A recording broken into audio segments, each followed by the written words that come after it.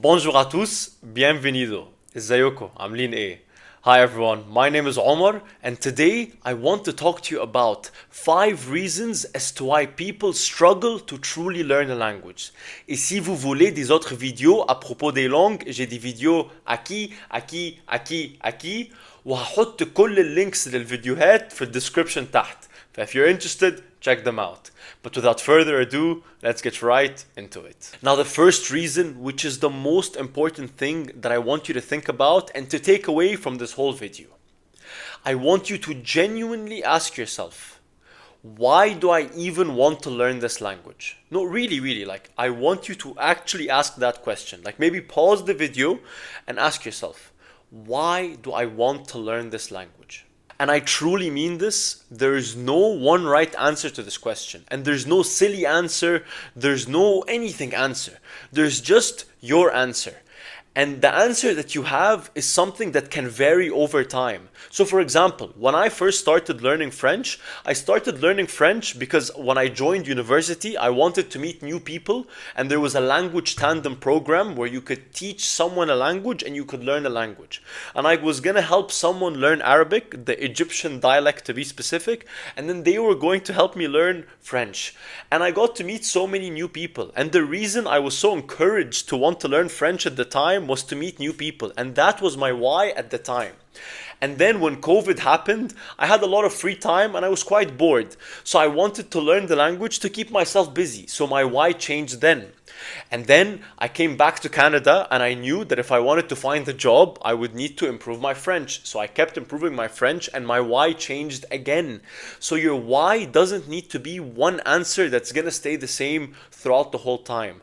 But it's important to have your why, because when the moments come when you're not motivated to want to learn the language, you want to have something to remind yourself of why you're even doing this. And now the second point is that people don't integrate language learning into their daily life. Now I have a video where I talk about 5 daily habits that you can integrate into your daily life to truly help you learn the language. So I'll put the link down below, check it out, I think it'll be very helpful. But my point is, if you truly want to learn a language and you actually want to be able to talk to people and communicate in the language, then you must integrate it into your life at least for the first few months. Now, after doing it for a few months or maybe even for a year, it doesn't need to be an everyday thing. But at the beginning, when you're doing that initial big push, you have to integrate it into your day-to-day life. Now, of course, you can skip a few days, don't get me wrong, but it needs to be a habit that's a part of your daily life, because otherwise it's nearly impossible to be able to speak in the language at a pretty decent or close to fluent level if it's not integrated in that day-to-day activities. And now the third reason is this perfectionism trap. Now I'm telling you, I've been learning French for 5 years, and I promise you, till this day, I confuse the masculine and the feminine. Till this day, when I'm doing the conjugations for like the past tense, I still mess it up. So it's completely normal to mess up when you're speaking to people. It is unbelievably normal to do that. Even in Arabic, which is my first language, I still mess up words. So it's completely normal. And the more you get comfortable with making these mistakes, like, I can't explain to you how fast you will improve if you actually just speak to people or even speak to yourself and get more comfortable with making these mistakes. It is extremely normal. And if anyone ever makes fun of you for making a mistake when you're trying to learn a new language, then you shouldn't even listen to them at all, because they've probably never even tried to learn a new language. So I promise you, the more you try to speak to people and the more you try to actually practice the language, the faster you will learn. It is inevitable that you will make mistakes, inevitable. And I think this is the main reason that people forget the language or don't continuously improve it. It's because they're scared to sound dumb or they're scared to make mistakes. It is inevitable, trust me. Now the fourth reason is that we get discouraged from the unrealistic expectations that we set. Now, in a world where social media exists, it's so easy to get deceived by seeing someone's final result without knowing how they got there. Now, for example, I started learning French during COVID, so I had so much time on my hands to practice because we were locked in our houses. We had nothing else to do. But if someone's trying to learn the language now and they have a 9 to 5 job, or they're going to university and they have exams, obviously it's not a fair comparison. So when you're seeing all these different journeys of people learning languages online, please don't let this discourage you from actually learning the language and from also having your own set of expectations. The way you live your life is different than the way someone else will live their life.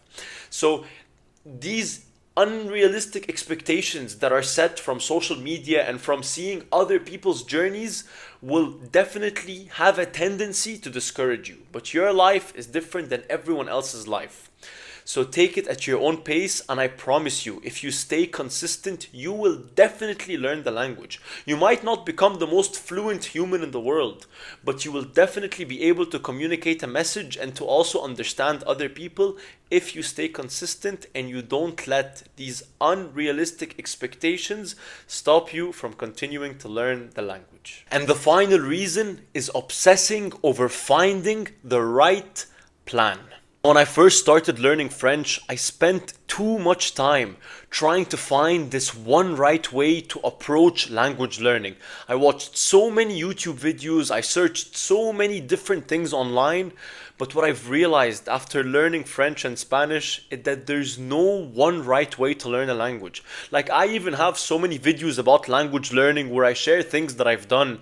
Now, it's good to watch these videos and to find other videos online, but there's no one right way to learn a language, because the way your mind works is different than the way my mind works, and different than the way than everyone else's minds works. So take ideas from what you find online, but more often than not, the plan that you're going to start with when you're learning a new language will change. So don't be obsessed with trying to find this one right plan when you're starting to learn. Just take a few ideas from what you see online and from what you think might work and try them out. And as you're trying, your plan will develop. There is no one right way. Maybe what will work for you at the beginning will be amazing, but after some time, it won't work anymore. Now, anyways, on that note, I don't want you to spend too much time watching someone talking about how to learn a language, because the way to learn a language is to actually open the book or open the website that has all the verbs and to sit down and actually learn the verbs. So I hope that after this video, you've been encouraged to go and actually go learn the language and not consume all this content about how to learn the language. Just go and learn the language, and as you go, you'll learn it along the way. And like I always say, this is the Dibos way. Find your own way. I hope you have a lovely rest of your day, and I hope to see you soon. Peace.